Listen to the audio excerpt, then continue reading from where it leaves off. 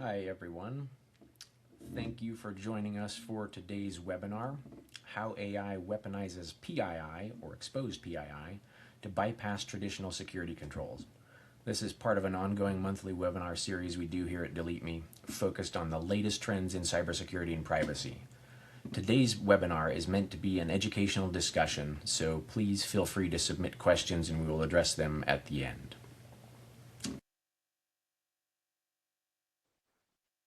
With us, we have several guests with us today. First is Alan Lafort, the CEO of Strongest Layer, and we'll give him a moment to introduce himself. Thanks, Glenn. Hi, I'm Alan Lafort, CEO of Strongest Layer, and we are here to talk to you about how PII can actually be weaponized to get through email defenses and how we've built the technology that can help you with that. So wonderful to be on this panel with my esteemed colleagues. Thank you for having me, Glenn. Thank you. Also, we have Charlotte Jupp, the VP of Customer Success with Outthink. If you could Hello, everyone. Outthink is a human risk management platform. So in relation to our conversation today, what we would help specialize in is how you can both train and educate your employees to look out for the dangers. As we all know, I think depending on which survey you read, to 80% of breaches start through the human, and obviously AI is making that much more easy for hackers to do today. So we help educate people in looking out into what they should look out for, but also a bit of how understanding humans are still going to make mistakes. So how you can also look at adaptive security controls to protect against these threats. So thank you. And we also have Nicholas with us from Delete Me. He's an OSINT researcher here, and we'll let him introduce himself as well. Hi there, everybody. My name is Nicholas. I'm the OSINT researcher here at Delete Me. I get to do a lot of cool cyber things here, so we'll talk about it more shortly. Glenn, go ahead.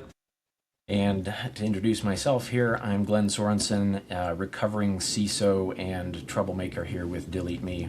I'm here to give a little bit of overview and moderate the panel after Nick gives a little bit of an attack demo here.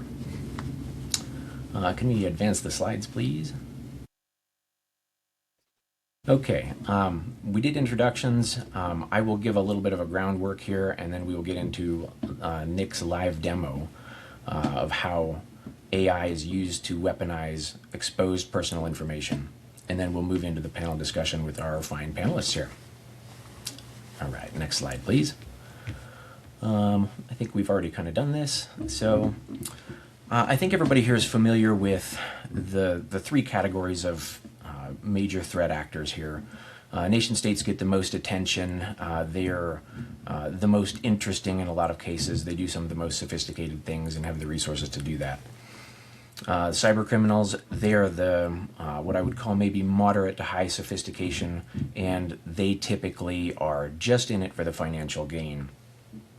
And then we have the hacktivist types that are doing this for a cause. And they tend to range in sophistication levels from kind of moderate to low. That is just a kind of a guideline, but those are kind of a once-over for those unfamiliar. Next slide, please. We want to focus more on cyber criminals, however, because they're the biggest part. The nation states and the hacktivists, they get a lot of attention, but the cyber criminals are really the bulk of what we're looking at here. So this is really what we need to focus on defending against. One common thing, they all look to be using exposed PII as efficiently as possible for their attacks. So removal of that fuel is a highlight of our content here. Next slide, please.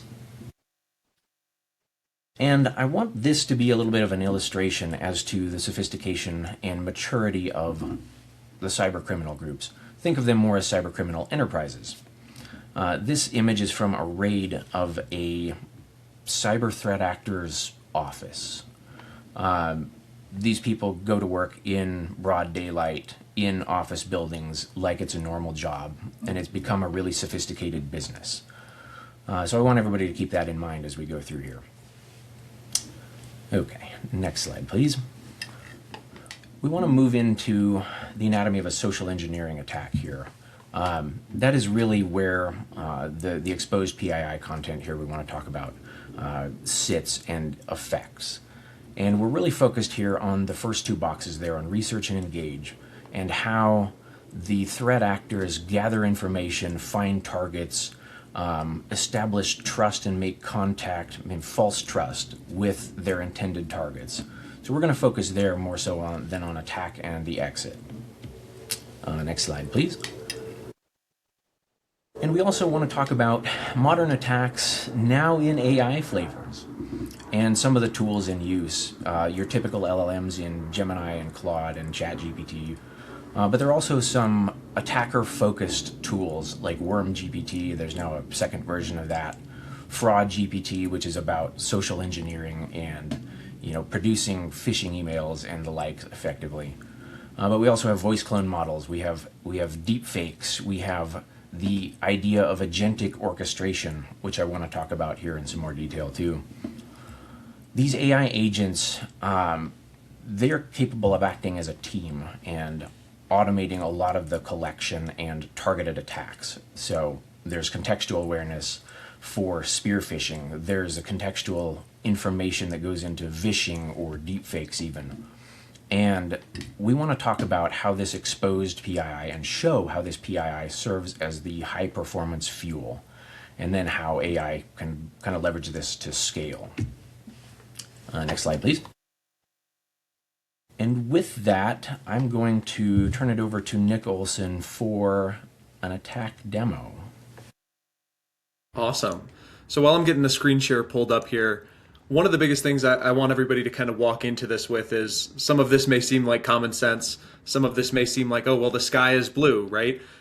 The biggest thing is that this attack vector is one of the easiest, right? It will always constantly be changing. It will always be moving. There will never be very many things that are exactly one-to-one in every single attack that happens across every single organization. So with that in mind, one of the first places that attackers normally start is some publicly accessible means on your company, right? They're trying to get information. And a lot of the companies that are financially or cyber criminals who are financially motivated, they're going to want to start by learning a little bit about you and your company and who you are. And so that's going to be the first place that we start is RocketReach. And RocketReach is a major data aggregation platform for businesses.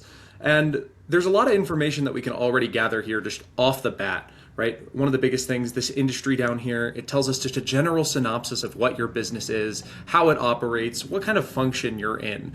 And so for us, Delete Me, we're in a very cybersecurity tech-heavy business, right? And so we see some of that here. We see software development industry, internet privacy software. We see certain key indicators. So as an attacker, a lot of this stuff may not matter to me, right? We may not care about the industry, we may not care about the web rank. What we do care about is revenue, which it provides a general overview. It may not be accurate for every company, but generally the higher the number, the more likely you are to be targeted. The more employees you have, the more money you have, right? And so this is a big part, looking at this revenue, funding, the employees that you have. And so I'm a cyber criminal. I think that Delete Me is a great target organization to start with.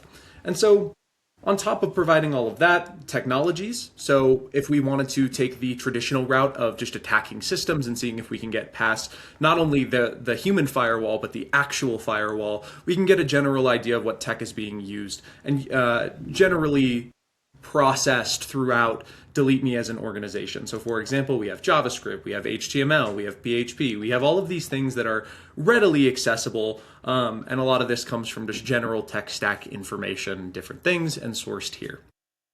So now that we have all this information on this company just from one website, we could start to look at employees of the organization. So there's a lot of different things that RocketReach provides, but we see Chief Operating Officer at Delete Me, we see some general phone numbers and email addresses, we see, the CIO, we see Head of Sales. And so with a lot of the higher end titles, there are people who will go after them, but a lot of attackers decide to go for what's called the low-hanging fruit, right? People who are the easiest to exploit in your organization because they know that they don't have either adequate training, enough training, proper training, whatever it may be. And so for us, in this example, we're going to look at this guy named Tyson Brooks. And Tyson Brooks is a software engineer at Delete Me, right? Some technical knowledge, but he may not be super privacy aware, even though he works at a privacy company, right? And so we already see a couple different information leaks just from Tyson as is. And so we see the 679941 phone number just as a starting place. We see 671923, which is an additional phone number that's available. But we also see that they have 2 email addresses readily accessible. One of the things that we can do is we can view this on Rocket Reach, we can see and pay for that actual data, but a majority of attackers won't do that. And the reason why is we're trying to keep our cost as low as possible and make the most out of what we spend.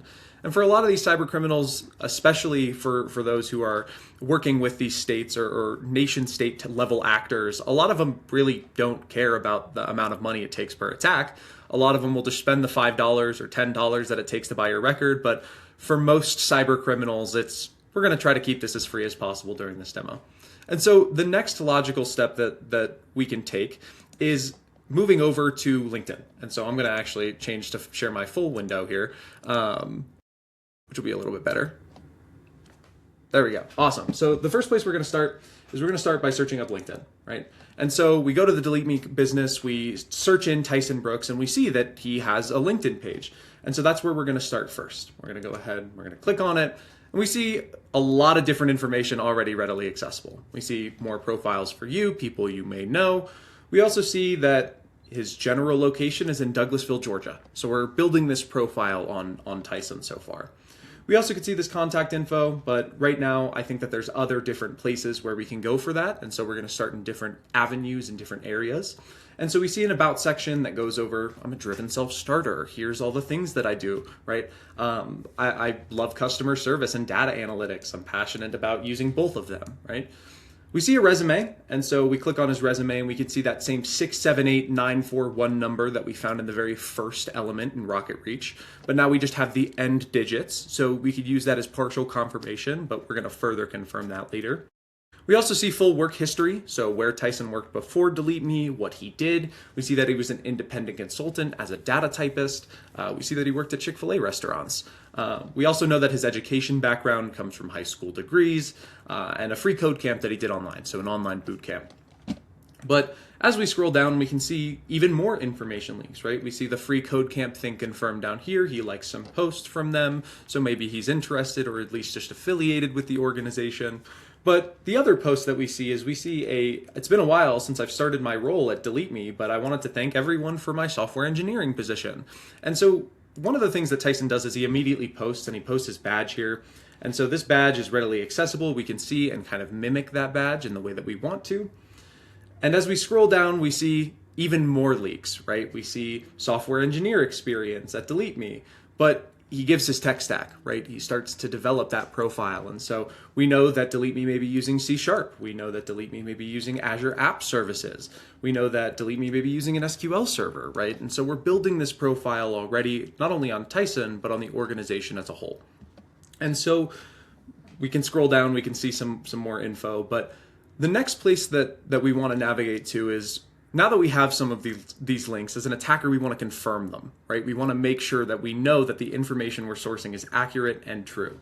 And so if we head over to this free people search site, we're going to go ahead and just look up Tyson's name. And now that we have that general location from that LinkedIn, we're going to search up both. So if we type in Tyson Brooks, type Tyson Brooks from Douglasville, GA. And honestly, we could just even generalize it and say Georgia, right? Hit search. And when we hit search, we see Tyson Brooks, who lives in Douglasville, GA. We see the 678941 number that we saw before. We see some other phone numbers here that we haven't seen before, so we can't 100% confirm those. But we see a partial address, so Chapel Hill Road, Douglasville, GA. We see a new domain. We see that join Delete Me email address. And so even when this information is obfuscated, when it's blurred, we can still gather a lot from just the blurred information that's readily accessible, right? And so we also see family, which can start to establish a profile on building links between different people. So we see the name Garth Brooks, Courtney Brooks, Lilo, June, and Goldie, right? So all of these people have some direct correlation or share a similar last name, right, generally. And so now that we have some of this obfuscated information, that 678941 number, we have established a pretty good link that that's his, right? And so we know at least for somewhat certain that that's his phone number. Also, the current address, this is a new piece of information that we may be able to mail him different things or send him different types of information. But this is just a partial address, and we're going to go ahead and try to confirm that as well. And we also have family members, different things. But what I really want to focus on is the domains here. And so one of the things that we see is TysonBrooksArt.com. And so this is a new email or a new domain that we've never seen before from the other sources that we had. He didn't link it on his personal LinkedIn, but we see it available. And so as an attacker, I'm going to spend an extra 5 seconds and I'm going to go and navigate to his personal website and see if that even is him, right? Because we have no idea, but it follows a very similar pattern. And so navigating to his personal website, we see the same things that we saw on LinkedIn, right? We see, hi there, my name is Tyson Brooks. I'm a detail-oriented data typist and independent consultant, right? And so he's by night and a passionate artist. He likes doing art. And so we're learning a lot about him already. He talks about his unique art style and how it's inspired by different people, his family, his dog, his love for travel. And if we scroll down, we see some more of those confirming links, right? The data typist thing has popped up again. We see that he loves analyzing data, which is one of the main key points in his about page on LinkedIn, right? But the more we scroll down, the more we see different things. And so my work section, some of these are empty and don't have anything quite yet, but some of these have different types of artwork, right? And so we see a face photo of Tyson. We know because on this LinkedIn page over here, we see that this is basically the same person, just in two different places, right? And so if we hover over this, we could see a piece I made of my family portrait of my mom, my dog, my dad, Garth Brooks. And so now we have 100% confirmation from his own personal website that this is a family member that is directly associated with him. So that's another avenue that we could potentially take as an attacker is instead of just doing this for Tyson, now we do it for Garth, now we do it for anyone else that we can find information on, right? On top of that, we see the digital abstract piece I made in inspiration to my favorite band, Def Leppard. Now we have a potential password, right? We're building this kind of profile to understand who Tyson is before we ever have to interact with him. And then this final one down here, when I was in high school, my best friend Alex, which another way to be a potential password, and I were right next to each other. Ignore the rows, I got rejected. Alex's locker was right next to it, and we see the code 1568, which may be a potential PIN code that he still uses, or something additional that he may be exposing, right? So with all of this information, we're already building, like I said, this threat profile on Tyson. But if we kind of continue down, we see a lot of different things. We see an email address, which is going to be really, really important. We see a LinkedIn profile, which links directly back to the one that we had, but we also see an Instagram page. And so if we go ahead and we click on the Instagram, it's a real Instagram, right? Like this is something that's really important. But unfortunately for us as a hacker, his account is private. That door is now slammed in our face. We can't do anything about this Instagram. And so we just kind of have to throw our hands up in the air and say, well, we got to move on to the next thing. And so the next step that we're going to take, there's a couple different things. And the biggest one that I want to do is I want to 100% confirm, especially with that address, to make sure that that's the right person. But now we also have this email. And so there's two different avenues in which we can take. But I'm going to go and check another broker to see if I can confirm some of those other links, or at least two different places, to make sure that this is the person who I think it is. These two people are for sure related. And so we know Garth is related, absolutely. But we also can click and go to something like another broker that is readily accessible. And when we search up Tyson Brooks in this one, we see better information, more accessible information that provides us a clearer picture of kind of where he came from and things that aren't as obfuscated, right? And so we see Tyson Brooks, Douglasville, GA, age 24, which is now we have a birthday element of it, right? We can understand where that's coming from, how old he is, general idea. We also have the current home address, which now we see that full phone number or that full number of the home address, which is 2706. And so now we have a home address that we at least have confirmed on two different places that is his. And we're going to do one more thing to confirm. But for right now, this is a pretty solid link that we have as an attacker to say, okay, this is Tyson's home address. But there's more we can do. On top of that, past addresses, we see a lot of different information that's readily accessible here. And we can go to each of these and kind of confirm that Tyson lived here. We could see who was on the different mortgage information or home information, and then build that attack based on that. On top of that, we see the phone number thing, which is the 678-941 phone numbers again. So now we have an 100%, at least in my mind, link without calling Tyson that this is him. Because it's appeared on 3 different locations and it may be an old phone number, but at least we know that this phone number is readily accessible and an avenue in which we could take because it's readily accessible on 3 different unique platforms. On top of that, we see more phone numbers. We see different aliases he may go by. So this may have been ways that he spelled his name wrong, something that may have happened, whatever it may be. And then we see that relative section again, and we have further confirmation that Garth Brooks is 100% related. On top of the personal website, the multiple data brokers that we have we could pretty much assure that Garth is directly related to Tyson, right? So we're building this profile once again. And so once we find this address, once we find a full home address, the next thing that we want to do is confirm that home address, right? And so we go to a data broker that has home information. And so if we take a look and we see this 2706, we see when it was sold, we see a lot of different information and different people and when it was licensed and different things. But what really is important to me as an attacker is the ownership history. A lot of this information isn't really relevant to me. I don't care that his kitchen has a breakfast bar, right? What I really do care about is who owns what. And so if we scroll down to this ownership history, we see May 2021 to present, we see Garth Brooks and Courtney E. Brooks own this home, right? And so Garth Brooks, 100%, but we've also seen that Courtney name multiple times on multiple different brokers, right? And so Courtney Brooks is down here. We saw it in the very, very first broker. We also saw it on his personal website where he says his mom, but he doesn't mention her name, right? And so now we have two different links where we could say, okay, Garth and Courtney may be related, and there's other things that we can do to confirm that. But for right now, we're going to solely focus on ownership info, and this is a main part of it. So now we have confirmed that Garth and Courtney Brooks live in this home address. Obviously, we're not, as an attacker, we're trying to remain as anonymous and use open sources. And so this is a big part of that is we're finding this information completely for free. None of this is paywalled so far. And so the next step for us, now that we have home address confirmed, phone number confirmed, a lot of different information on family members and different people that may exist, one of the things that we want to focus on is that email address. So the next thing as an attacker, what do we do, right? With that email, what do we do with this Tyson Brooks art? Well, I'm going to look it up in a leak platform. I'm going to see if there's any passwords that are readily accessible. I'm going to see if there's any things that are readily accessible, because I don't even have to reach out to you if I could just log into your account as you, right? It doesn't really matter. And so I'm going to go ahead and I'm going to go to a leak aggregation platform, and I'm going to search up Tyson Brooks art at gmail.com. And one of the things that we see just right away, we see a couple different pieces of information. We see usernames, right? We see email addresses, hashes of passwords with their proper salts. So any encrypted passwords that were also leaked can now be cracked locally on this website, which is really, really interesting. But we also see plain text passwords. We see, once again, those hashes. Sometimes you see IP addresses. Sometimes you see the last time you logged in, the city and the state, when you created your account. There's a lot of information that can be gathered, but for Tyson in particular, we see a lot of different information just readily accessible. And so we see a hash that says SwimShady 2018. We also see down here, password SwimShady 2015. One of the interesting things as an attacker is password reuse, right? We see that kind of everywhere.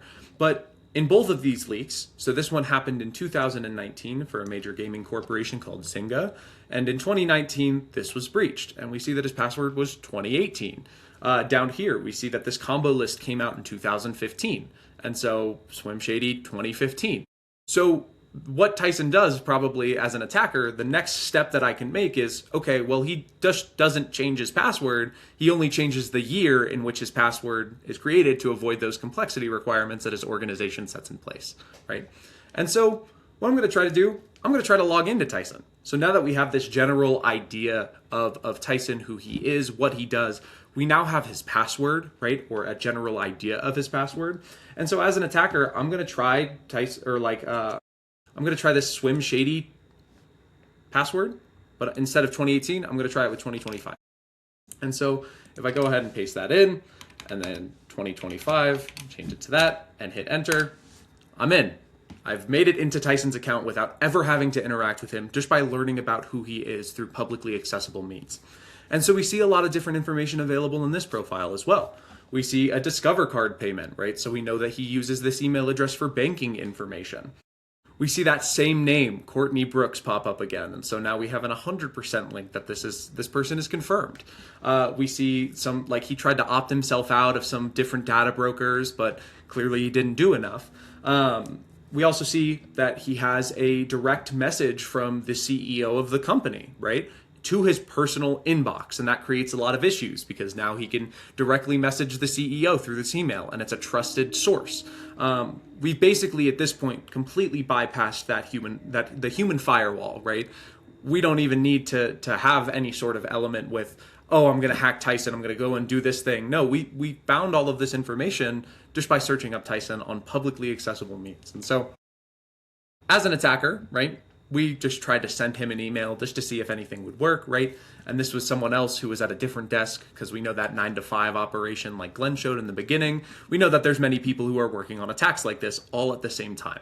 And so we had another attacker send a phishing email just with some of the general information that we were gathering. And there's a lot of different information that's available here, right? So it says, "Hi Tyson, given your background as a software engineer and clear passion for art and graphic design, your domain, Tyson Brooks Art, is a great clue. I wanted to invite you because, you match the skill set. And so we're hosting a Design X Data Creative Social. We'll have all of these things. Please download the event here." And so now this is an immediate in, not only to Tyson, but to his organization, to his personal inbox, to anything that we want access to, because that file could really be anything. And so at this point, I want to transfer it back over to Glenn, because there's a lot of different things that Glenn, as the secondary attacker, will show to kind of demonstrate how things like this are made. Glenn. Well, yeah, and I want to start by maybe going back to the concept of the AI agents and the team that may be there. If we think about that, we can orchestrate a lot of this automatically. A lot of the data gathering, a lot of the scraping, a lot of the inference. And this is kind of an idea for how one of those teams might look. We have campaign managers, so like something that sits at the organization level and runs this whole attack campaign. We have the monitors and mission planners that go with that. We have target scouts and those that are looking for targets and making matches between targets and their profiles. Those that are scraping those profiles, that are building their dossiers on their targets, that are enriching that with data broker data, that are ranking the targets according to value and vulnerability, that are crafting phishing messages and really running the phishing operations there. And I would say that this is no longer theoretical. Anthropic released a report about how they disrupted an attack that was AI agent based, and they estimated 80 to 90% of that was entirely AI agents, with humans only operating at certain points. So that then takes this to a whole other scale in terms of targeting organizations and the people in them with hyper-targeted attacks, a little bit like Nick showed just a minute ago. Next slide, please. And I want to show an email here. And this is like we saw with Tyson there, but this is geared towards Tyson, and it has a bunch of that personal information, that that high performance fuel in with it. And it allows an LLM to create something very targeted. And regardless of guardrails in the legitimate LLMs or not, we can produce a phishing message that is very focused on Tyson in this case. But if we remove some of that personal information that's exposed out there and try it again, we come up with something very different out of the same LLM. So the former email was targeted very specifically, had contextually relevant information to his interests, and the one on the right is a little bit more, or the one we're seeing now is just a little bit more generic in nature. It has more things that scream fish in it already. So the likelihood of success of the attack on the prior one is going to be quite a bit higher than the one on that we're seeing now that's lacking some of that same information. So we've removed some of that fuel. All right. So I just wanted to highlight that a little bit. And next slide, please. And with that, I want to move into the panel side of this and engage Charlotte, Alan, and Nick in some more conversation. And I think I'm going to start with Charlotte here. And the biggest question in my mind is, when AI puts nation-state level sophistication in the hands of a common scammer at low cost, how does AI change that kind of human risk calculus at an enterprise level, and how does that relate to what you do and your company? Yeah, it's a great question. I think the answer feeds into everything that you've demonstrated so far. So, as you covered, the attacks that you use are more sophisticated. So you look specifically at email there, but obviously deepfake is another kind of either voice or even video. We know of an organization in London where their CFO actually joined a Teams call, was visible on screen, even though the CFO was sitting in the room with the team at the time. And so that's just the level of sophistication that you can get through some of the data that Nicholas was showing, photos, images, the way people behave and interact if they've had a video on. And you see this, LinkedIn is a classic example. Not only do you reveal information about yourself, perhaps, but the organization, your company is trying to promote themselves. They'll have videos, perhaps, of high level of people shared. They'll have information about maybe it's their 100th birthday as an organization. And so hackers will use information about the person, but also about the environment that they know that they work in and do really targeted, I guess, attacks based on that. What we see, some of the things that's still consistent is that I think it's 80% of incidents start from 8% of people. So what the hackers will tend to do is still go for the same targets as before. So who are those people? It's the people that they can likely get access to an organization from. So in this case, the IT admin, like we saw, the developer who has privilege, and therefore once you're in, can you hop around easily? Or perhaps the people who have the access to the most sensitive data in the first place. So that could be finance team, HR team, the sensitive data about the people. And so ultimately, it's not an easy job. And I think the phrase always goes, a hacker has to get lucky once, the security team has to get lucky every single day of the week. So it's educating and building resilience around those people.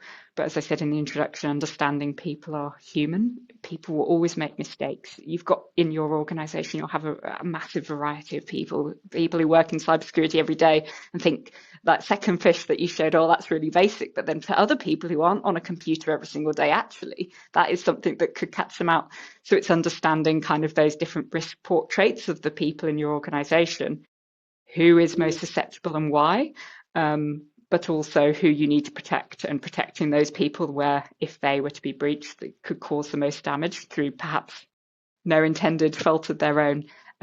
Those are all things that we see. And I think even NIST has a fish scale that looks at exactly what you're talking about, how the attacks are becoming more sophisticated in terms of just you don't get the spelling mistakes anymore because of AI and what it can allow you to generate, but also how much more targeted it is both to you as a person or to you as your brand and your organization, and making sure you educate people about that is really important. How else would you maybe educate on the data that people are leaking and their own privacy concerns and how that might relate to the organization? Is there maybe something we can do that's non-traditional in terms of training and how we reach people? So there's a few things that we promote. One is role-based training, so making sure that your training isn't just generic, that people can really understand how it relates to them. That will help drive up the engagement. Just getting completion tick doesn't mean someone actually learnt anything, but also it really resonates with you. So if you're in the finance team and let's say you're doing a general phishing module, but the example in that module really aligns to what your role is, you can start to see, oh, yes, I can understand how perhaps I could get caught up in this situation through a particular attack based on me. Similarly, if you're in perhaps you're teaching about AI cybersecurity. For a developer, you might want to teach about how they're using AI to develop and how that could cause perhaps vulnerabilities within the code. Whereas for someone in marketing or in finance, you're teaching them more about data classification, how you don't put your data into AI and allow that to get exposed. So it's the same kind of story about AI, but coming at it from a different perspective based on what is most important perhaps to the person taking that training. Also thinking about using training as a two-way conversation. So what can you learn rather than just pushing content to someone? For example, if you send out phishing simulations as part of training, asking people who click, why did you click? What made you susceptible to this? And starting to, and ask them, did you check the sender? Did you check that the link when you hovered over was the same as what it said on the screen? And understanding that helps you both target more training, perhaps those people about the very specific reasons that they might get compromised, but also as an organization helps you understand the susceptibilities that your people might fall to. Is there a common attack path? A certain type of attack technique, like using urgency to drive people to click, or perhaps curiosity, you could win something. What do your people perhaps are more likely to succumb to? And then using that to understand how you build up your defenses outside of that. And finally, because I know obviously others have opinions on this, just around adaptive security. So like I said, and exactly, I guess, kind of what we all believe in on this panel is that as much as you train people, we've been training people for 20 years, it's never going to stop. People clicking on links, there's always something that makes you click, and as they get more sophisticated, it's only going to be more powerful because it's done at higher volume as well. Is understanding who your most susceptible people are and perhaps who poses the highest risk if they were to click. So again, those finance IT people, and how you can perhaps adapt your security controls around those people to make sure that you're doing everything you can to protect them and build their cyber resilience. So do you make them MFA more frequently? So rather than making everyone do it, just the people perhaps who are at the most risk or most susceptible. So looking at different approaches like that, that's something that we focus on. Alan or Nick, do you have anything to add to that? Yeah, I think what I would add, and prior to the role I'm in, I actually was a security awareness division of a large company, so a lot of thoughts on the space.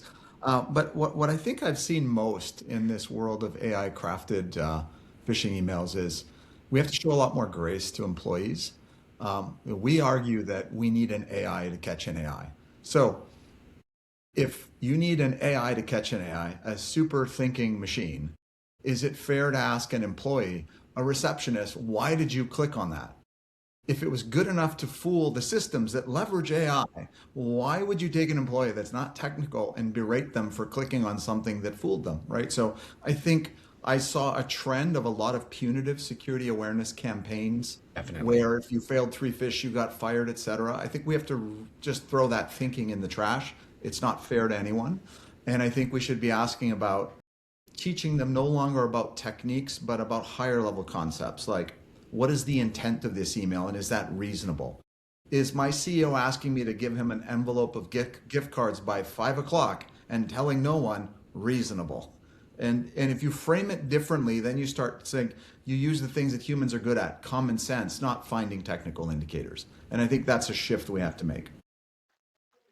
Yeah, I like that. I'm very much opposed to the traditional punishment style training. I guess it instills fear, not motivates people necessarily to use all of their brain. So maybe Alan, you could talk a little bit more about how AI has changed the nature of the types of email threats that organizations are receiving. Are you seeing fewer malicious payloads, attachments, and whatnot, and more narrative, people-powered stuff? Well, we're seeing a few things. One of the things I want to start off with is there was actually some fascinating research in 2024 by the Harvard Kennedy School about November, and they did it with a really well-known author named Bruce Schneier. And they set out to answer the question, what happens when an AI tries to phish employees? And they had 3 really interesting findings. The first was when an AI crafted the phishing lure, the email, 54% of employees clicked on it versus the 12% control baseline. So 4.5 times more effective because, as Charlotte mentioned earlier, there are no obvious spelling mistakes. The things that we've trained people to look at, they're not there anymore, right? So really hard to spot. But 54%, you're like, okay, well, that's a little bit higher. I just want to ground people on that reality. The odds of you shooting yourself in the head in Russian roulette are 17%. 54 should scare us. Okay, so that's one. The second thing they found was that the cost of doing these phishing attacks through AI went down 95%. So part of it is before you needed that big team, you needed that structure, that criminal enterprise to pull these off. So you were, either nation state or very well funded to do what you did. Now, anyone can do it, and at scale and at speed. And then the third scary part that ties into this conversation, 88% of the employees that were targeted were profiled using external data. In other words, they could spear-phish them about what was freely available. They didn't need access to corporate directories. They didn't need access to anything inside the building. All the data to spear-phish was sitting outside the building, generally given publicly by us as individuals, either on Facebook, on LinkedIn, or on Twitter or other sources. We gave them the data that they then used to successfully spear-phish us. So that study said things could get bad. Now the real question is, did things get bad? So we analyzed 2,700 attacks that got past all the other defenses. So our technology is an email defense technology. It's based on APIs, and we typically sit behind Microsoft, E3 or E5. That's the version of their email protection. And then some popular vendors like Mimecast or Proofpoint that are the leaders in the space. So if I see an attack, it's because they missed it. We're last in the chain. So we looked at 2,700 attacks, and we found something very concerning. First, 45% of those successful attacks were AI authored. So is AI going to be used? 45% already. And now, the attacks we see are the ones that typically would have become breaches or incidents because they made it through all the traditional defenses. So that was really scary. A second thing, the question to ask is, are these attacks spear-phishing attacks? Are they tailoring the attacks to individuals? There's a scientific test for that. It's called the Jacquard Index, and it measures the similarity between two different documents. What features do they share? And typically a phishing campaign has 85 to 95% similarity between the emails that are generated. So you can write a signature or a pattern that says, if it has these things, block it. And it will block 85 to 95%. So it's a good defense. But when you spear-phish, every email starts looking very different. It's no longer Dear Alan, Dear Bob, Dear Jessica. It's, hey, your job at this place, your thing at that place, congrats on this award. Now the email starts to drift. So we found that of these attack types, for example, the number one attack was DocuSign impersonations. It had a 45% similarity between emails. So a signature to block that type of attack would only find 45% of them, and the rest would get through. So the answer is AI absolutely being used? Yes, it is. Is it working? Yes, it is, right? Is it hard to detect? Yes, it is. And the corollary to that is, if all these systems, Proofpoint's a $2 billion company, Mimecast is $1 billion, Microsoft is ginormous, all their smart people can't stop it, the idea that we're going to train our people to spot it with a 30-minute video, we're not in that world anymore, right? So things are really difficult. So the obvious answer is, number one thing you can do by shifting left is get your data off there if you don't need it to be there, right? And that's, I think, what Delete Me does very well. Yeah, that's exactly where Delete Me sits. We want to remove that high-performance fuel out there so that a lot of this stuff can't start or is lower quality. So I think that's very validating there. Nick, I want to go over to you for a second here. And is the concept of a low-value target off the table at this point? Is everyone a target? And how does AI kind of play into that? Really great question. I would say yes, exponentially yes. The biggest thing, especially with the term low value target, is people always ask the question, why me? Why would an attacker come after me? What would be the reason why an attacker would come after me? A lot of the time, they're not coming after you directly. You may just be someone who's in the way of getting to the objective or the actions on objective that an attacker has. And so the concept of low value target has significantly decreased over the years, and especially with the rise of AI, where now we're seeing PII being accessed through these platforms just very, very quickly. Like Alan was saying, we now see no spelling errors, those common things that people are seeing. Even as a low value target, you're no longer low value if you, at the end of the day, can't see that issues that exist within those emails, right? Or you can't detect a phishing email when it comes through. There's no such indicators anymore. And so the term low value target isn't a thing because you're always going to have someone who's in the way of the objective of an attacker. It's kind of the idea behind that. Alan, Charlotte, do you have anything else to add to that? Yeah, I mean, I agree. I think it's always is how do you find your way in? No one is low value. I think some people are potentially higher value, and then you've got to be more sensitive to that if you are that person. But similarly, like you could be, I don't know, it doesn't mean you have to be the most important person in the company, but you might have a login to a certain system, which then gets you the data that you need or the access to other people's accounts, and that's something that you should always be. Now, that's perhaps a slightly more difficult route to get to, but obviously we know from AI and nothing's really difficult anymore. So yes, I'd agree with you. All right, maybe a follow-up for Nick. With the focus on AI as a new threat, is the threat really AI, or is it simply that there's so much fuel out there for AI tools to be used by a threat actor? I think they both work in tandem. So AI creates its own kind of unique threat, right? Because for probably a decade now, we've had information that's readily accessible to anyone on the internet. Anyone who has an internet connection can find your home address, right? That's a lot of what we do here at Delete Me is we try to remove that information. But now with AI, those holes that are created by your own personal use, by your own personal website, can now be found in a much more efficient and streamlined way by an attacker. And so I don't think that one or the other is inherently higher risk. I think both of them are risks that are individually created for each individual. And, with both of those tools being readily accessible and used by attackers, it creates a massive hole in an organization that creates those potentials for getting through those technical controls and getting to your human firewall and probably being able to slip through. Charlotte, Alan, any follow-on to that? I think Nick said it well. I think those are, I would say, look, AI isn't the end all be all, but it does do some things. It changes the economics. It brings, it makes it easier for more bad actors to get into the business. It's the lower barrier to entry, lower economics to generate campaigns at scale. So at a minimum, it's a force multiplier.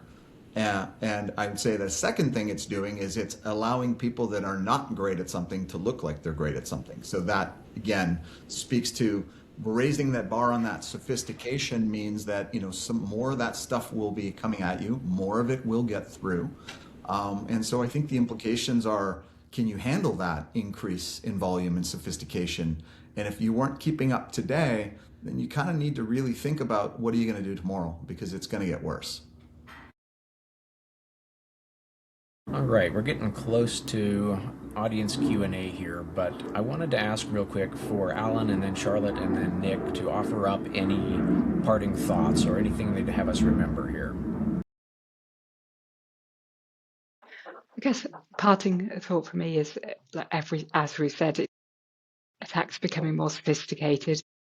Humans are human. Do everything you can to educate them so that they can be aware for both their private lives and everything else. But that's not the only answer. You've got to think about what other steps you take outside of that to protect both them and your organisation, and looking at different risk models and different sophistication and what you're most, I guess, who is most likely to be targeted, how can we influence their behaviour, but how can we additionally protect those people as a security team, and whether that's through removing data or putting additional controls around them. That's the way forward, I think. Right, excellent. Thoughts, Alan? Yeah, I would summarize it. 3 takeaways from me would be, from that notion of shifting left, trying to get to the reducing the risk sooner. Get your data off the internet to the extent that you can. Yes, some of it may be cached or whatnot, but it'll age out. But it's just a better practice to have that minimal footprint, and intentionality of what you put out there, I think, is the right way to think about it. I would say if you don't have email defenses that are AI enabled and that have a demonstrated track record of dealing with these novel attacks, you should explore that, because I do think it's going to be a lot harder to rely on your employees as the last line of defense with the sophistication and the volume of these threats. So shifting left is a necessity.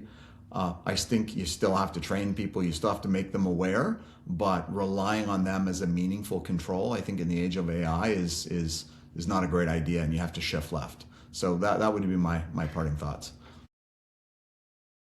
Nick, anything from you? Yeah, my camera went blurry right at the end, so I hope people hear what I say, not look at my face while I say it. But I think a big part of what, like going back to this concept of why not me, or why me, and the question is why not me. Like that's kind of the idea, and that's what I hope people take away from the session is. There is, in my mind, there's no such delineation as high value targets anymore, low value targets. Charlotte put it really well, is you may be a higher value in an organization, but every single person is a high value target if you know how to use their information, especially from an attacker perspective. And so really it's why not me? And making sure you're looking out for things like that, like those types of indicators of compromise, seeing those scary threats that we'll go into a little bit in the customer Q&A, because I see some questions coming in that relate directly to this, but some things that we can do in order to better prevent and stop those AI threats, as well as using things like Delete Me and Strongest Layer and all of the other things that we have here. Yeah, I think I'll add one here myself, and that is really that this has become an enterprise risk, not just a personal privacy problem. And the nature of a person's personal digital life directly affects and impacts the organizations that they may work for or be involved with. And I think if there was one thing to take away, that's probably it for me. With that, I want to dive into some audience Q&A here, and this one is for Alan and Charlotte, but where are you seeing AI being implemented the most by bad actors today? Is that email, phone scams, deepfakes, anywhere else? And I'd say, where is hype and where is reality, I guess? I'd say, unfortunately, all of the above, and it's all reality. I think if you see some of the big recent breaches, so was it last year even, or maybe 2 years ago now, in Vegas, MGM, I think that was a call to the help desk where someone willingly, had that, they tended to be someone else, got their password reset, and that was Keys to the Kingdom. That's a very common attack these days. So that would be kind of that voice deepfake. Like I said, we've even seen that dramatic example, probably not so common, but it's only the start of visual deepfake. The CFO on joining a Teams call asking for money when the real CFO is sitting in the room. So I think it's all there. Phishing, the traditional email is probably still most prevalent, but all the others are racing behind, catching up. Alan. Yeah. So just thinking through the data set that I was just analyzing, a couple things I think, patterns that highlight. I think AI is trying to find, they're not just good at coming up with perfect replicas of phishing emails, but also finding the brands or the circumstances where it's hard to block them. I'll give you an example. DocuSign is the de facto standard for signing contracts. So if you have a bunch of impersonations, the hackers know you're not going to block DocuSign.net. You can't. You'll stop the business. So they choose these really trusted, hard to block brands. The second most impersonated brand in our data set behind DocuSign, no big surprise, was Microsoft, whether that's OneDrive or there's different things, because those are things you can't tell your employees to be suspicious or block. Another trend we saw, again, using the AI to figure out good evasion techniques, was scams that involve calendars, whether it's Google Calendar or Microsoft Calendar, for a couple reasons. Technically, email security defenses look at email, not calendar entries. It's not an SMTP in the protocol. So calendar entries are an unprotected thing. We happen to see them and we stop them, but calendar entries was another one. Again, no one has ever trained to distrust calendar entries, but that's become a vector, often tied with the deep fake, where you're going to get someone else who's not the person, right? So we're seeing a lot of creativity in looking for places and brands that would make it difficult for the organization to respond. So I would say that's a big, that trust hijacking of known brands, of known protocols, hugely popular. And I think where you see it most, you see it most where it works most. There's the stat that email is the source of breaches, anywhere from 70 to 90% of the time, depending on who you ask. So where would hackers apply their prowess to get in? It's through email. And, I can't remember the last time I used a USB drive or a CD-ROM or anything. I was like, data comes in and out of our orgs through email. Yeah, maybe a little bit through Slack and Teams, but it's email. So that's where it's mostly being applied. That doesn't mean that hackers aren't using AI to find new malware and new ways to penetrate the firewall. But typically, they're going to go where they have the easiest time. And so far, up to now, it's been email. And Alan, like you said, using something like Microsoft, all you need to do then is splash up a cred capture page and someone types in the credentials. They've given them to you. You don't even need to do some of that research, like what Nicholas was showing. You can do the research to get the people, what you're going to target them with, but you don't need to even find the password because someone will type it in. Exactly. Yeah. Nick, anything to follow on with that? Not particularly. I really do agree. I think a big element of it is a lot of the time it's supply chain, right? Like Alan was saying, like Charlotte was saying, it really is the people that you trust in a business are always going to be your business's weakest link, especially on top of people, right? If I could know that you use DocuSign for your documents, I'm just going to send you a DocuSign email because that's believable, right? I mean, even recently, like a phishing simulation went out here, and GitHub was a very big one. That's one that I see a lot, especially in tech-based companies, is, hey, log into your GitHub account. And then at that point, they have the keys of the kingdom, especially for a company that's based in tech development, right? And so really, it's supply chain anything. It's any company that you use can be leveraged to do something like this. So it's really interesting and great points. This question here, does mobile present any unique challenges? We talked a lot about email, but how about SMS? What are people seeing with that? Well, I can give you my thoughts. I also in my past ran a mobile division of a security company, so I would say SMS is ripe with that problem of, there's a lot of phishing scam. That's what they call it, smishing, but it's the same concept. We use what we know about you to engage with you. It tends to be more interactive in real time, so there's actually live people ready to respond and sort of catfish you, if you will, to doing something. And it's really hard for enterprises to block because, 20 years ago, my company bought my phone and paid for my bill. Today, I buy my own phone, I pay for my own bill. So they don't have the rights to install software on these devices that employees use for work because it's bring your own device. And also, the majority of people in business use Apple. And Apple makes it very difficult to put security software on their devices. So, there's just not a great answer. I will say a lot of consumer companies like McAfee or Gen Digital with their Norton brands have apps that help with that. There's others, but they're a good defense. They're not a perfect defense. It's just really hard to nail that problem, and it is a real problem. So be suspicious of your messages. Yeah, and I was going to add on top of that too. I think even your calls you have to be suspicious of nowadays, right? You spoof phone numbers, you can do all of these things, and if I sound like somebody on the other end using deepfake technology and using things like that type of AI, it's going to be pretty indistinguishable from the real thing. And so what I always tell people, establish a safe word, always hang up the phone and call back, especially for those suspicious requests, right? Because a lot of the time an attacker can't answer the call, but they can call you from that number. And so always hang up first, especially if you're suspicious, and then establishing a safe word is the best way, especially for those SMS and general like phishing voice attempts to circumnavigate that. Yeah, I think that's really, really powerful advice, especially like the safe word, safe phrase that you can have to make sure that, because people are impersonating your friends and family these days, and you want to make sure you protect them. We did a survey around one organization. We did a kind of a similar webinar for Cyber Awareness Month. And the one thing that everyone took away is they wanted to protect their family. So if you can engage people to think about how they would protect their family and the people close to them, it will still filter through to protecting your organization as well. Mm-hmm. Similar concept. Exactly. I like that. With that, we are at time, so I want to thank our panelists, Alan and Charlotte, and Nick for the panel discussion, and Nick for the demo. This has been fantastic, and we very much appreciate it. Thank you. Thanks for having me.